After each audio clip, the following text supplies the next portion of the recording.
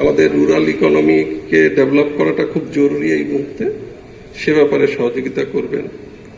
দ্বিতীয় একটা রিকোয়েস্ট আমি করে যাব, এখানে যেহেতু অ্যাসোসিয়েশন অফ ব্যাংকার্স যেটা প্যাবের যিনি নেতৃবৃন্দ আছেন প্লাস এবিবি নেতৃবৃন্দ আছেন, আমরা সামনে আরেকটা প্রোগ্রামের দিকে একটা টাইমলাইন ঠিক করে আগাচ্ছি। ক্যাশলেস সোসাইটির গল্প আমরা অনেকদিন শুনেছি, এবার আমরা সেটাকে একটা বাস্তবে রূপ দিতে চেষ্টা করব। আপনারা জানেন আমাদের এখানে কিউআর কোড ইউজ হয়, প্রোপ্রাইটারি কিউআর কোড অনেকেরই আছে। 30শে জুনের পরে কোনো ধরনের প্রোপ্রাইটারি কিউআর কোড থাকবে না। বাংলাদেশ ব্যাংকের যে কিউআর কোড, কিউআর কোড, সেটা ছাড়া অন্য কোনো কিউআর কোড ব্যবহার করতে পারবে না।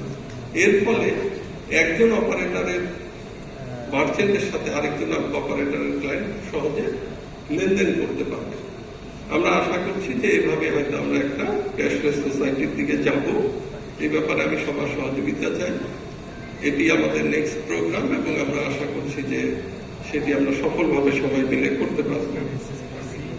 পরিশেষে Bangladesh start up investment company লিমিটেডের সফলতা কামনা করছি। সবাইকে অসংখ্য ধন্যবাদ। Thank you.